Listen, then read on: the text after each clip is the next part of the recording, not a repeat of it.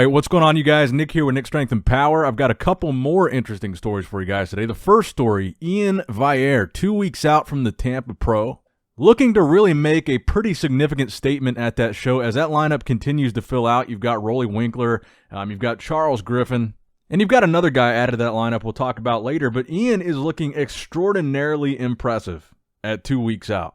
And I, for one, cannot wait to see how he looks on stage. Obviously, last year at the Tampa Pro, it was a different story for Iain. Not a great version of Iain's physique. Taking second to Hunter Labrada, who made his pro debut at last year's Tampa Pro. So he's looking to get a little bit of redemption after that. And he's been posting quite a few updates on his Instagram, showing that he is pretty confident going into this show. As he should be, 7th place at the Olympia. Iain Valliere is one of the best of the best. Unfortunately, 7th place at the Olympia is not enough to qualify you for the next year's Mr. Olympia, so that's his goal in Tampa, is to qualify for the Olympia. And, of course, looks like his new goal is going to be to beat Rolly Winkler.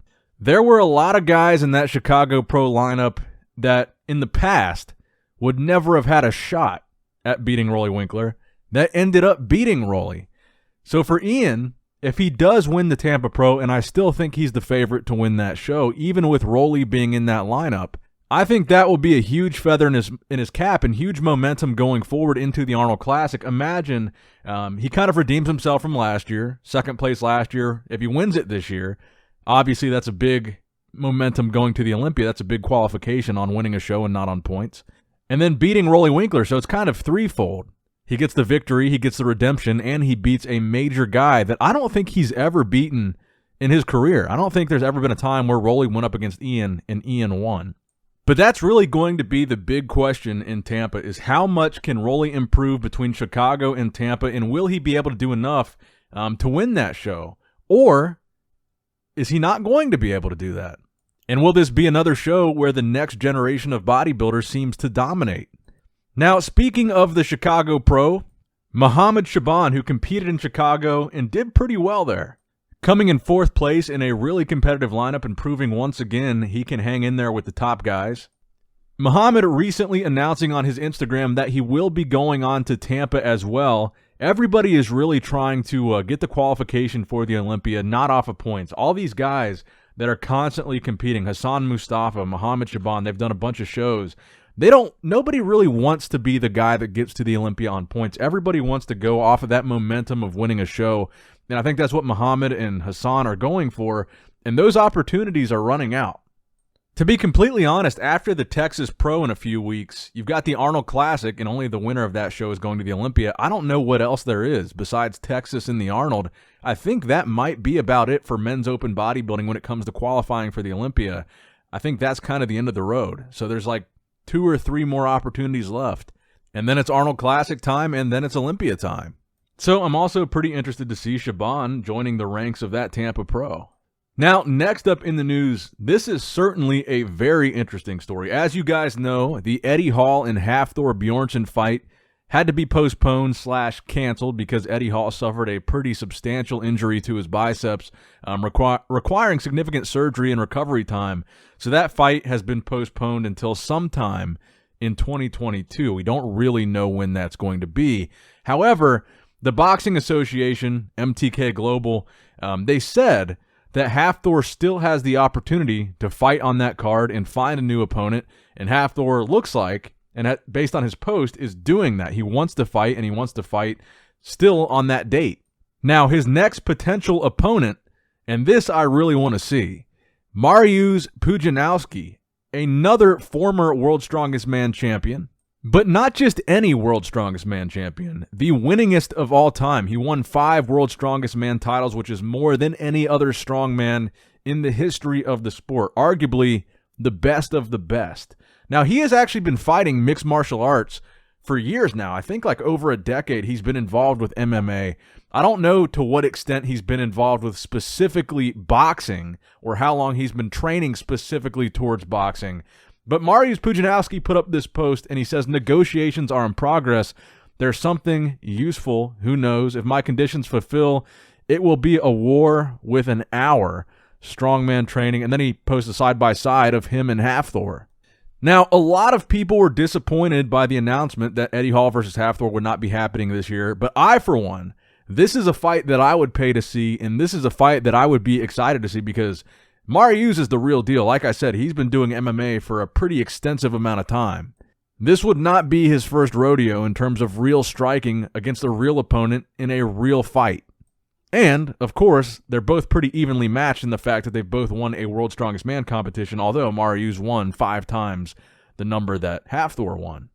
So let me know what you guys think in the comment section below. Is this fight something that you guys would watch, something that you guys would want to see or pay for? Because personally, this kind of makes it up to me. I think this would be something worthwhile, something worth paying for, something worth buying, and certainly something that I will be watching if this happens in September.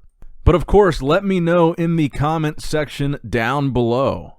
Now, next up in the news, Steve Kuclo, 3 weeks out from the Texas Pro, weighing 285 pounds in these physique updates, looking pretty grainy and pretty impressive. Now, originally I thought he was prepping for the Tampa Pro show, but it looks like he switched it over to the Texas Pro. Also looking to gain that Olympia qualification. And like I said, I believe Texas is like one of the last opportunities before the Arnold, and Steve is also going to be in that Arnold Classic lineup. And I believe the last time that we saw Steve was the 2020 Arnold Classic, where he had a very impressive showing. And in some of Steve's more successful, more recent showings, like the Indy Pro shows that he won, or that Arnold Classic where he placed very well, conditioning has been the trademark of Steve Kuclo, coming in big but coming in shredded. Those are the two things that have really worked his advantage, and it looks like based on this physique update at 3 weeks out, he's already got that graininess, he's already got that vascularity, and he's already planning on coming in dry and coming in hard. So again, Steve Kuclo is yet another name we could see added to that Olympia qualified competitors list in the next couple of weeks. Definitely a guy to keep an eye on at that Texas show and at the Arnold Classic. Don't be surprised if you see him in that first call out at the Arnold. Now, speaking of guys we have not seen compete in a while, Cedric Mcmillan. Cedric posting a kind of a weird physique update, and really the only physique update we've seen from him in a pretty long time. He had to call off his Olympia prep last year due to a hand injury.